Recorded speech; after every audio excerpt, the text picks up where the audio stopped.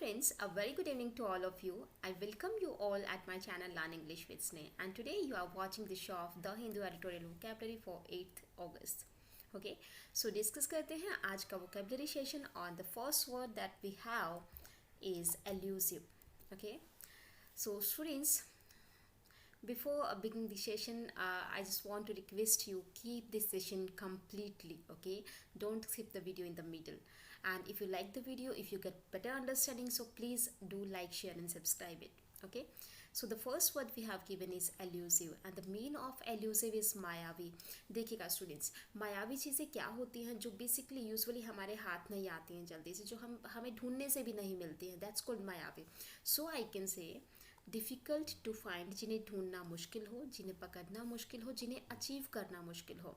As well as I can say success is one of the most useful example for elusive. Okay, I can say success is elusive. Do you understand कि elusive है क्या? तो success को हम as an example ले सकते हैं, because success is not that easy. Okay, until you make some hard work. जब तक आप हार्ड वर्क नहीं करते, सक्सेस आपके हाथ नहीं लगती है. तो सक्सेस इज ऑल्सो अ मायावी थिंग.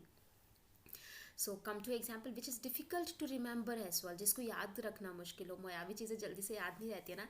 शिफ्टी भी इसी का सिनोनिम है students. You can use slippery as well. Okay, slippery, right students. ये शिफ्टी वर्ड एसएससी एग्जाम में पूछा जा चुका है ऑलरेडी, ध्यान रखिएगा in the synonyms. So come to example, success will become our more elusive. Okay, success जो है वो और ज़्यादा एल्यूसिव होती जा रही है. ओके, सक्सेस और ज़्यादा एल्यूसिव बन चुकी है.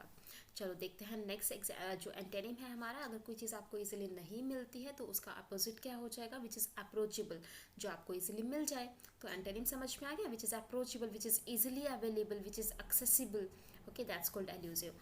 एल्यूसिव वर्ड को हम लर्न कर सकते हैं स्टूडेंट्स लूसी से, या फिर पीछे देखो क्या लिखा है, शिव लिखा है. ओके, तो शिव भगवान मायावी हैं जो हमें जल्दी से नहीं मिलते हैं. या फिर लूसी जो कैट है वो जल्दी से पकड़ में नहीं आती. लूसी बेसिकली हम लोग कैट के लिए यूज़ करते हैं, जो हमारी बिल्लियाँ होती है घर में.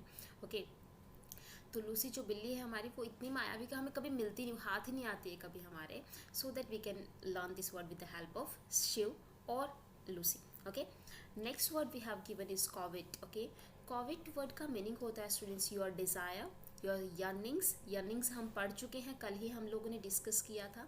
ओके, और your wants, cravings. Okay, your desires. Okay, all those are covet. Okay, all those are the synonyms for covet. Covet का मतलब यही है, लालच करना आप बोल सकते हो हिंदी में, cause ultimately your desire is your लालच. Okay, so I can say I covet one of their smart bags, as well as I can use I covet a Mac laptop. Okay, कि मुझे एक एप्पल का laptop चाहिए. Okay, मैं चाहती हूँ एक एप्पल का laptop. Okay, so I can use I covet an Apple laptop. Okay, as well as here we have given I covet one of their smart bags. Okay, कि मुझे उनमें से एक स्मार्ट बैग मुझे चाहिए.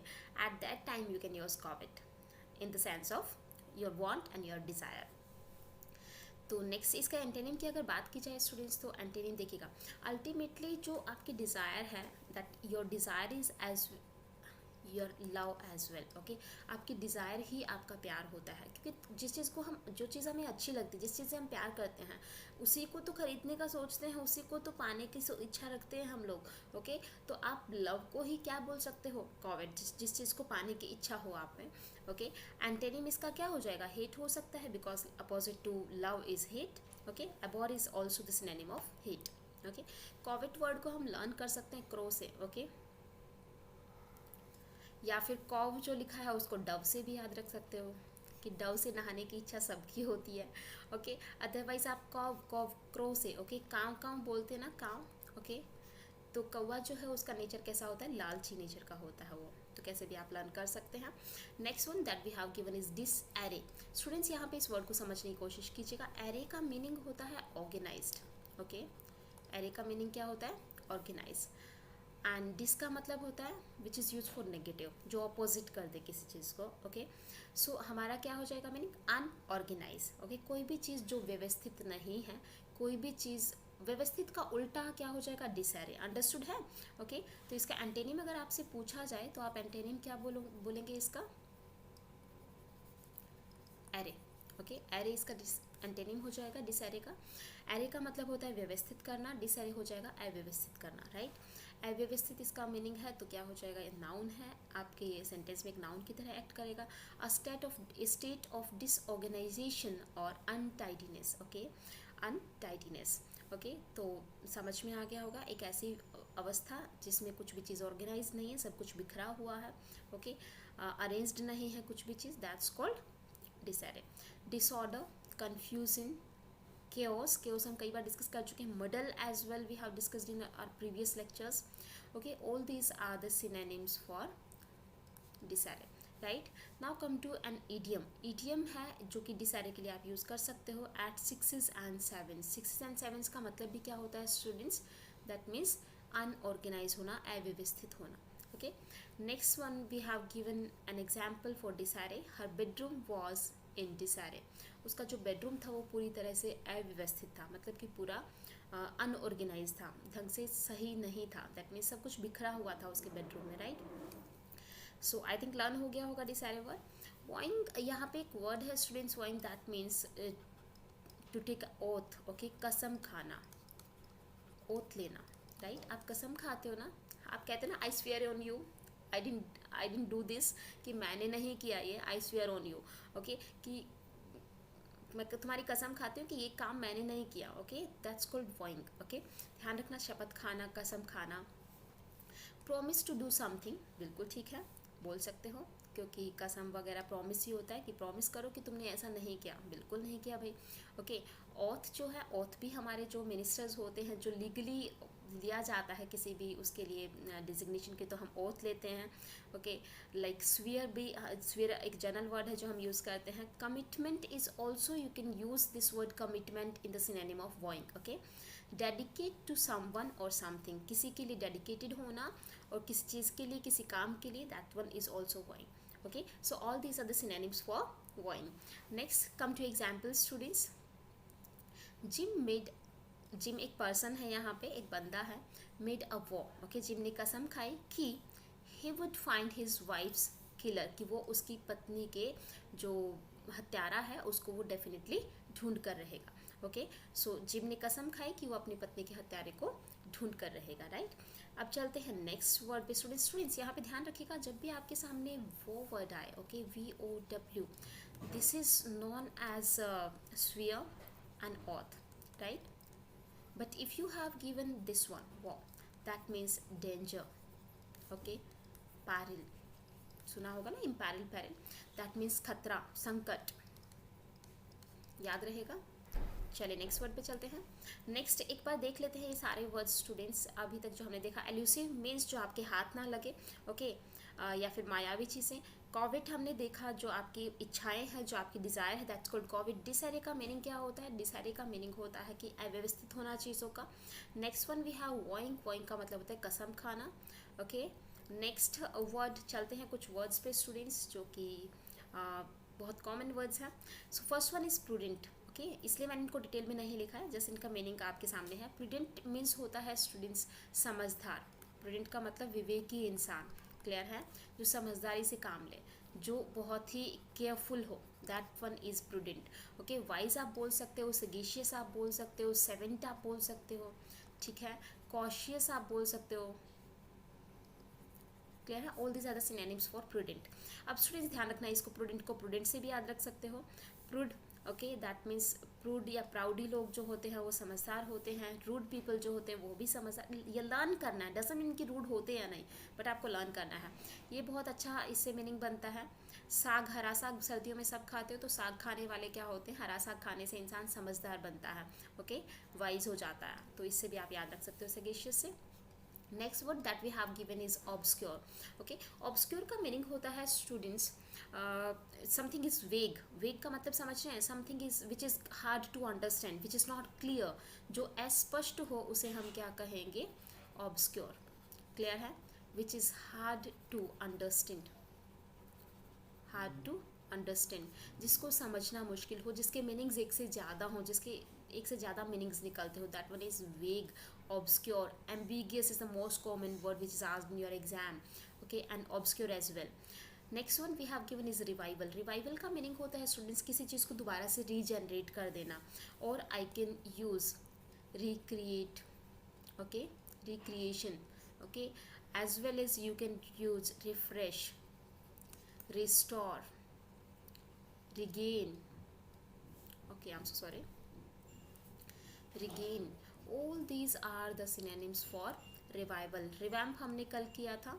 ओके जैसे घर को आप जब घर में टूट फूट हो जाते तो रेनोवेट करवाते ना, वो भी रिवाइवल ही है.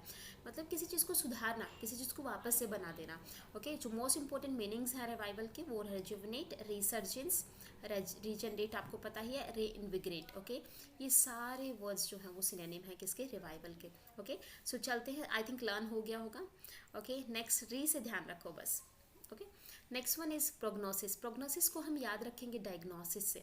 ओके डॉक्टर डायग्नोज करता है ना, आप उसको पहले से तो नहीं बताते हो कि मुझे एक्चुअली बता भी दोगे तो डॉक्टर बिलीव कैसे करेगा जब तक वो खुद सिम्टम्स और सब चीज़ें नहीं देख लेता है.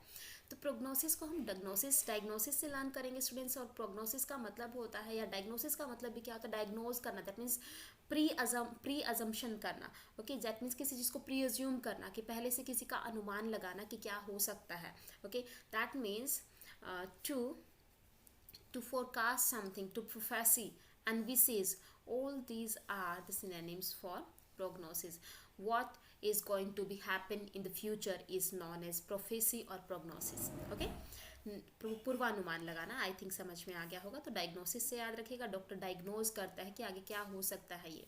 ओके हेडविंड्स का मतलब होता है वो हवाएं जो सीधा आपको आपके हेड को टच करती हुई, चीरती हुई चली जाए. ओके तो हेडविंड्स का मतलब होता है विंड्स ब्लोइंग फ्रॉम फ्रंट. जो सामने से आ रही हवाएं होती हैं उनको हम क्या कहेंगे, headwinds.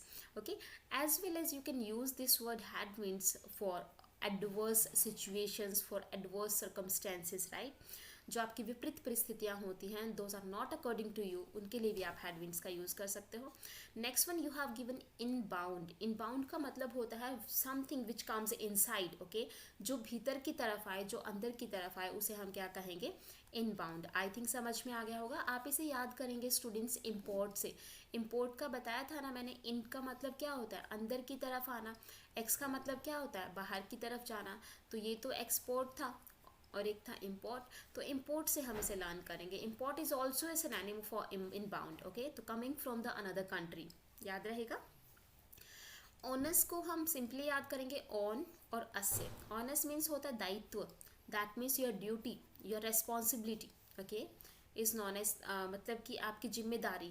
That's called onus. Okay तो ऑन का मतलब होता है पर, और अस का मतलब होता है हम.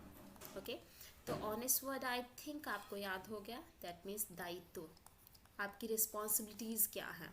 इनबाउंड आई थिंक क्लियर हो गया होगा. इनबाउंड मीन्स क्या होता है, समथिंग विच कम्स इनसाइड.